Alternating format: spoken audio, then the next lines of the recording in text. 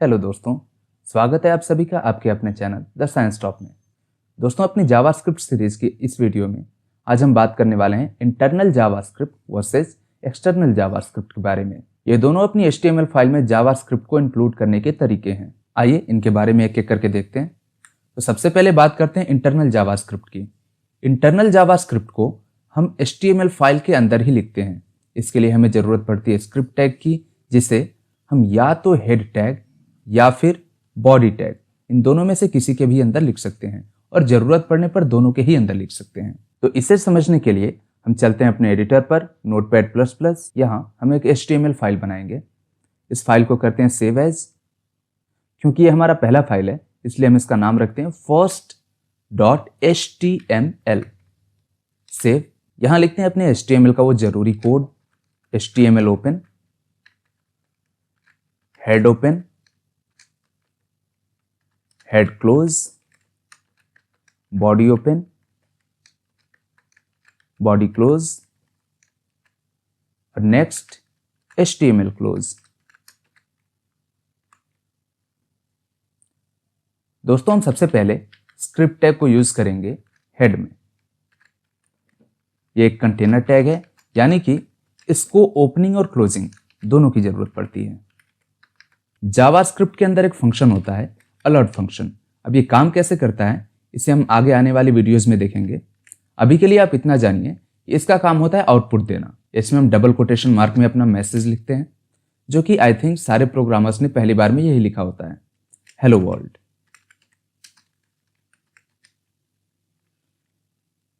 File को करते हैं save.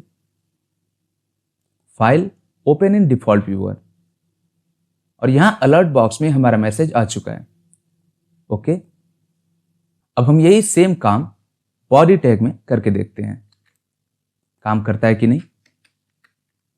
Paste, save, file open in default viewer और यहां भी हमारा जावास्क्रिप्ट काम कर जा रहा है।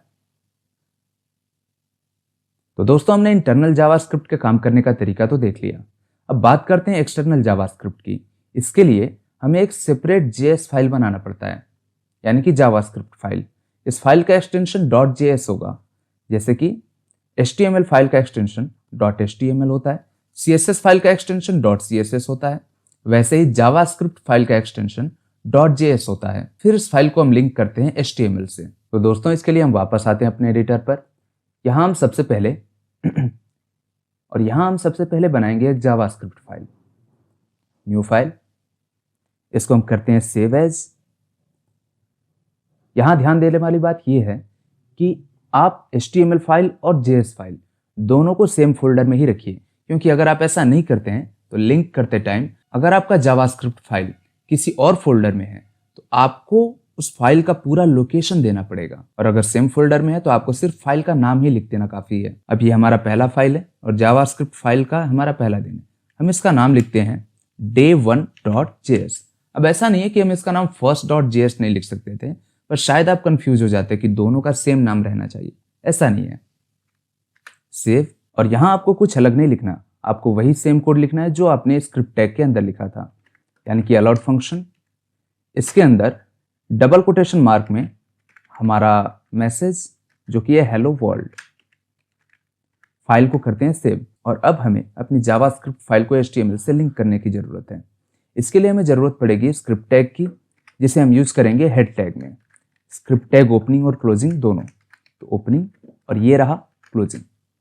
यहां पर स्क्रिप्ट टैग के अंदर एक एट्रीब्यूट यूज होता है SRC, यानी कि सोर्स, और इसके अंदर हम अपनी जावास्क्रिप्ट फाइल का नाम लिखते हैं, जो कि हमारा है day1.js। दोस्तों, यहां ध्यान देने वाली बात यह है कि आप हमेशा अपनी HTML फाइल को ही ब्राउजर में ओपन कीजिए, क्योंकि ब्राउजर सिर्फ आपकी HTML फाइल को ही वेब पेज समझता है, ना JS फाइल को और ना ही CSS फाइल को।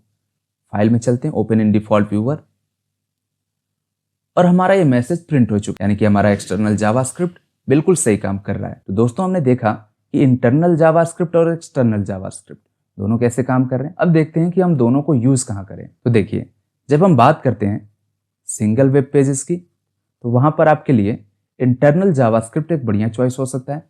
लेकिन अगर आपके पास मल्टीपल वेब पेजेस हैं, जैसे कि एक वेबसाइट होता है, तो उसमें ज़रूरी नहीं है कि सिर्फ एक ही वेब पेज हो। तो अगर आपके पास मल्टीपल वेब पेजेस हैं तो इस कंडीशन में एक्सटर्नल जावास्क्रिप्ट आपके लिए काफ़ी सही चॉइस हो सकता है। पर ऐसा नहीं है कि आप इंटरनल का यूज़ कर रहे हैं तो एक्सटर्नल का यूज़ नहीं कर सकते, एक्सटर्नल का यूज़ कर रहे हैं तो इंटरनल का यूज़ नहीं कर सकते हैं। मैक्सिमम वेबसाइट्स में यही होता है कि आप अपनी ज़रूरत के हिसाब से दोनों का साथ में यूज़ कर सकते हैं। तो दोस्तों, ये रही आज की वीडियो।